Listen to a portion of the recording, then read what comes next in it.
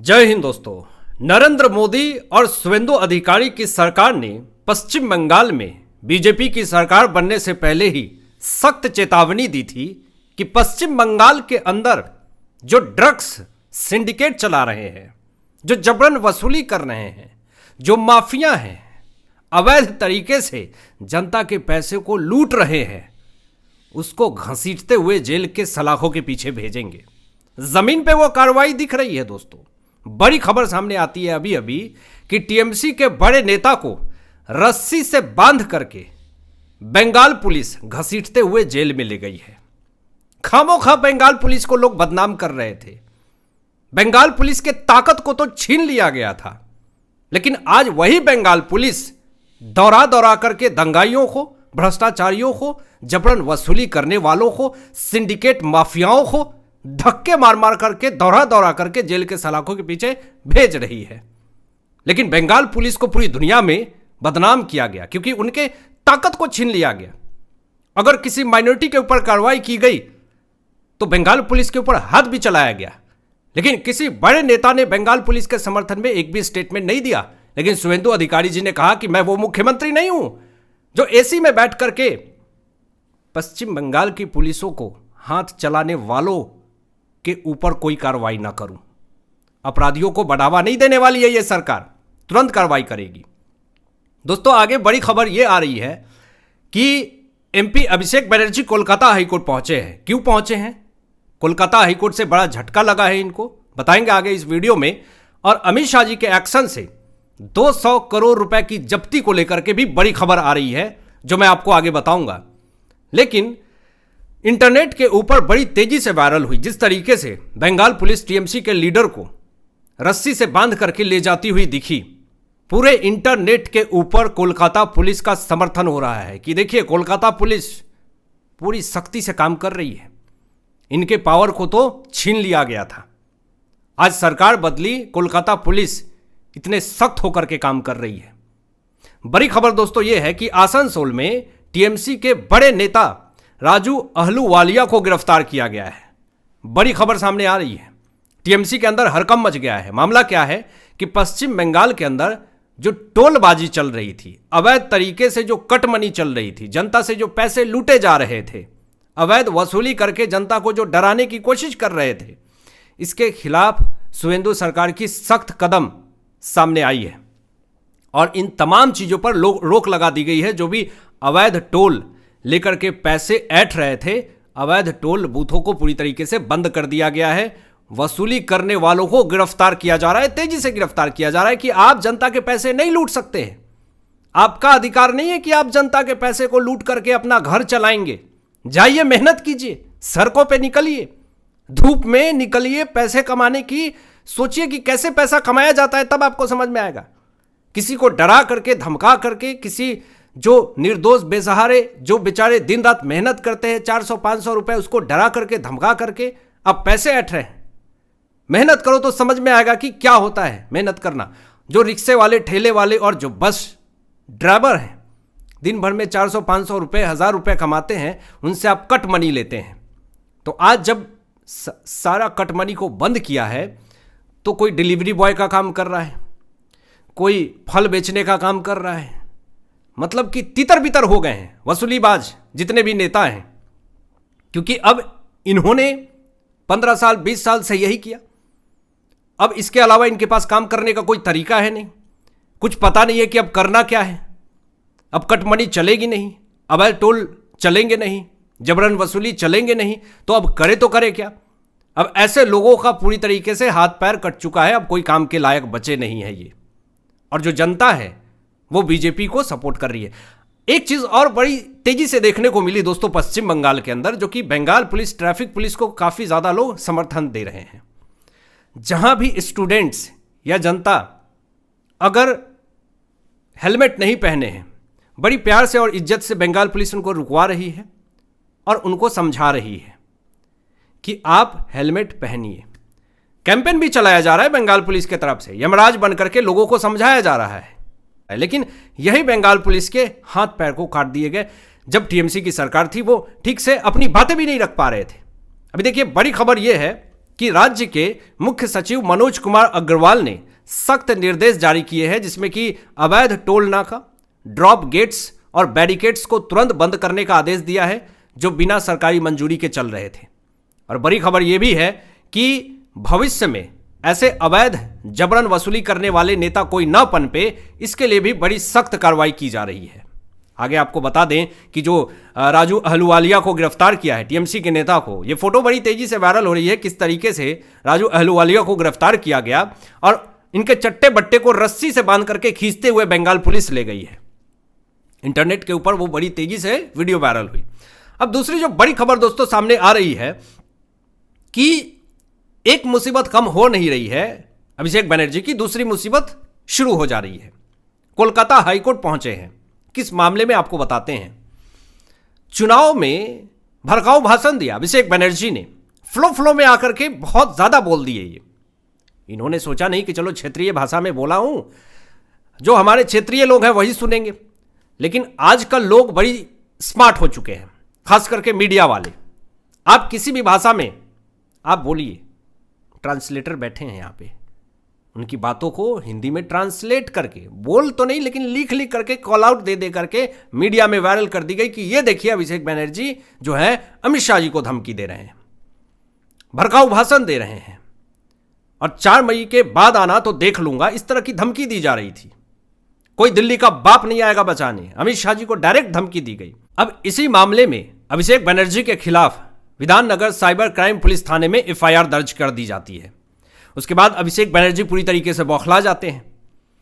गिरफ्तारी का डर उनको सताने लगता है कि अब करूं तो करूं क्या। एफआईआर दर्ज हो गए हैं क्योंकि राहुल गांधी 11-12 साल से फंसे हुए हैं। अमित शाह नरेंद्र मोदी जी के खिलाफ ही उन्होंने जहर उगला था, आज भी कोर्ट के चक्करें लगानी पड़ती हैं उनको। अभिषेक बनर्जी डर गए और अब इन्होंने नया तरीका अपनाया कि किसी तरीके से ये एफआईआर रद्द हो जाए। तो इसीलिए जो डायमंड हार्बर से सांसद हैं अभिषेक बनर्जी, ये अपने खिलाफ जो एफआईआर दर्ज हुए हैं उसको रद्द करने की मांग को लेकर के कोलकाता हाईकोर्ट का दरवाजा खटखटाया कि ये जो एफआईआर जो की गई है मेरे खिलाफ, जो विधाननगर साइबर क्राइम पुलिस थाने में जो की गई है एफआईआर, उसको पूरी तरीके से रद्द कर दी जाए। लेकिन सूत्र से तो यह भी खबर आ रही है कि जो आरोप लगाए गए हैं, जो धारा लगाए गए हैं अभिषेक बनर्जी के ऊपर, और जिन्होंने शिकायत करी है उसकी बाकायदा उन्होंने वीडियो भी पब्लिश की है, वीडियो भी दी है साइबर क्राइम पुलिस थाने में विधाननगर में।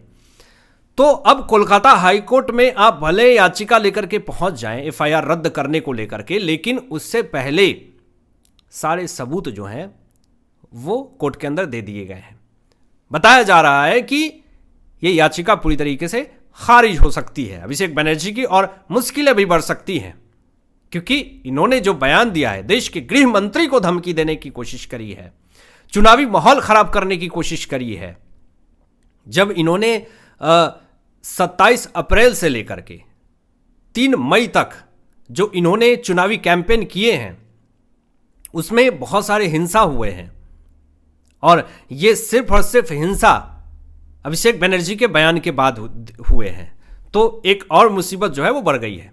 अभी देखिए, दूसरी कैबिनेट बैठक के बाद जो शुभेंदु अधिकारी जी ने जो बड़े बड़े फैसले लिए हैं, इससे अब टीएमसी को पूरी तरीके से लोग रोस्ट कर रहे हैं। इंटरनेट के ऊपर कह रहे हैं कि टीएमसी ने पश्चिम बंगाल के अंदर किया ही क्या है। पहली कैबिनेट बैठक में तो बड़े बड़े ऐलान शुभेंदु अधिकारी ने कर दिए, आयुष्मान भारत योजना को लेकर के हो कि 5 लाख का मुफ्त इलाज, और भी तमाम ऐसी बड़ी बड़ी चीज़ें, बीएसएफ को 600 एकड़ ज़मीन देने का मामला हो, जो अवैध घुसपैठिया रोहिंग्या के खिलाफ सख्त कदम हो। दूसरी कैबिनेट बैठक में जो बड़े बड़े ऐलान किए हैं शुभेंदु अधिकारी जी ने, इससे एक लेफ्ट सिस्टम पूरी तरीके से हिल चुका है। जो लोग शुभेंदु अधिकारी को ये कह रहे थे कि देखिए हमारे ऊपर इतना अत्याचार हो रहा है, पश्चिम बंगाल की जो सनातनी जनता है वो शुभेंदु अधिकारी के बहुत बड़े फैन हो चुके हैं कि शुभेंदु अधिकारी जी ने जो कहा वो तो पूरा किया ही, जो नहीं कहा वो तो उससे भी ज्यादा पूरा कर रहे हैं। ये होता है सरकार, ये होता है सिस्टम, और यही भरोसा नरेंद्र मोदी की सरकार है। किसी भी स्टेट में जाकर के जो भी नरेंद्र मोदी जी वादा करते हैं उसको पूरा करते हैं, और इसलिए 22 से ज्यादा राज्यों में बीजेपी की सरकार है और तेजी से सत्ता बढ़ रही है। अभी आपको बता दें, जो बड़ी खबर यह है कि शुवेंदु सरकार तेजी से जो बड़े फैसले ले रही है। दूसरी कैबिनेट के बाद जो सबसे बड़ा फैसला आया, अन्नपूर्णा भंडार योजना को लेकर के आया दोस्तों। जो महिलाओं को हर महीने 3,000 की आर्थिक सहायता दी जाएगी।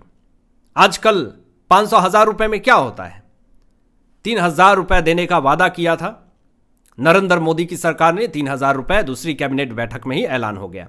1 जून से ये अन्नपूर्णा भंडार योजना लागू कर दिया जाएगा और जो लक्ष्मी भंडार योजना लाभ ले रही है महिलाएं, उनको भी अन्नपूर्णा योजना का फायदा मिलेगा। लक्ष्मी भंडार योजना ममता बनर्जी की तरफ से लागू किए गए थे, जिसमें कि 1,200 रुपए मिल रहे थे। 1,200 में आज के डेट में कुछ होता नहीं है, लेकिन अब देखिए 3,000 रुपए इधर और 1,200 इधर, यानी 4,200 रुपए अगर एक गरीब बेचारे बेसहारे लाचार महिला को अगर मिलता है, वो अपने घर का पालन पोषण कर सकती है, घर चला सकती है, कुछ हो सकता है। तो बड़े समर्थन मिल रहे हैं बीजेपी को इस योजना को लागू करने के बाद से। और जिन भी महिलाओं को अभी तक इस योजना का लाभ नहीं मिला है, तो जल्द ऑनलाइन पोर्टल शुरू किया जाएगा। मतलब ये भी सुविधा दे रही है बीजेपी। आपको बता दें, बड़ी खबर ये भी है, दूसरी कैबिनेट बैठक के बाद एक और बड़ा ऐलान किया गया कि 1 जून से सरकारी बसों में मुफ्त सुविधा देने का फैसला लिया गया है, जिससे कि लाखों महिलाओं को रोजमर्रा में खर्च को राहत मिलेगी। बहुत सारे ऐसे महिलाएं हैं जो नौकरी करने जाती हैं, जॉब करने जाती हैं, तो बहुत सारे खर्चे हो जाते हैं बस में, तो वो सेविंग्स होगी। इससे भी समर्थन मिल रहा है बीजेपी को। उसके बाद एक और बड़ा ऐलान किया गया कि अब पश्चिम बंगाल में 45 साल की उम्र तक सरकारी नौकरी मिल सकेगी। ये भी बड़ी खबर आ रही है। लेकिन कुछ लोग जिहादी, वामपंथी, लेफ्ट सिस्टम नरेंद्र मोदी की सरकार को कहते हैं कि ये सरकार तो है जो कुछ कर ही नहीं रही है। बीजेपी सरकार आते ही पश्चिम बंगाल में राम राज्य हो गया, हर चीज में बदलाव देखने को मिला। जो लोग दावा करते हैं कि सिर्फ और सिर्फ बीजेपी माइनॉरिटी को टारगेट करती है, जब चुनाव होता है तब नेताओं के ऊपर कार्रवाई करती है। अब जरा देखें, बड़ी खबर है कि गृह मंत्री अमित शाह जी की तरफ से बड़ा ऐलान किया गया कि जिहादी ड्रग पे प्रहार किया है अमित शाह जी। यहां पे नक्सलवाद को तो अमित शाह जी की तरफ से पूरी तरीके से खत्म कर दिया गया। उसके बाद ड्रग्स पर नकेल कसा है और ड्रग्स फ्री इंडिया बनाने का अभियान शुरू कर दिया गया है, जिसमें कि बड़ी खबर यह है कि भारत में पहली बार जिहादी ड्रग कहे जाने वाले कैप्टागॉन की बड़ी खेप को बरामद किया गया है, जब्त किया गया है। आपको बता दें, बड़ी खबर यह है कि एनसीबी ने ऑपरेशन रेडपिल के तहत गुजरात और दिल्ली में छापेमारी करके 200 करोड़ रुपए की कीमत का कैप्टागॉन जब्त कर लिया है। यह बड़ी खबर सामने आ रही है और इस कार्रवाई में एक विदेशी नागरिक को भी गिरफ्तार किया गया है। आपको बता दें दोस्तों, बड़ी खबर यह भी है कि मिडिल ईस्ट में जो इलाके में जो आतंकवादी होते हैं, ये लड़ाई करने के लिए इस्तेमाल कर रहे हैं जिहादी ड्रग। और इस ड्रग का सेवन करने के बाद इंसान को दर्द, डर या थकान का एहसास कम हो जाता है। यही वजह है कि इसे लड़ाई हिंसक गतिविधियों में इस्तेमाल किया जाता है। लेकिन नरेंद्र मोदी का साफ संदेश है कि zero tolerance against drugs. 200 crore रुपए की जिहादी ड्रग्स को खत्म किया, 200 करोड़ रुपए की जिहादी ड्रग्स को जब्त किया एनसीबी की तरफ से। अमित शाह जी के ऐलान के बाद से हरकम मचा हुआ है पूरे जिहादी जो आतंकवादी है। अब सवाल ये उठता है कि भारत के अंदर ये 200 करोड़ का कैप्टागॉन जिहादी ड्रग्स क्यों ला रहे थे, जिसको खाने के बाद दर्द कम होता है, डर कम होता है। क्या कोई बहुत बड़ा आतंक फैलाने की साजिश थी? इसकी भी जांच हो रही है। पूरे देश के अंदर सफाई अभियान चल रही है। अब आपकी क्या सोच है, इन तमाम विषयों पर अपनी विचार व्यक्त कीजिएगा। मिलते हैं लेटेस्ट ब्रेकिंग एनालिसिस के बाद। तब तक अपना ध्यान रखें, ख्याल रखें। सत्यमेव जयते। जय हिंद।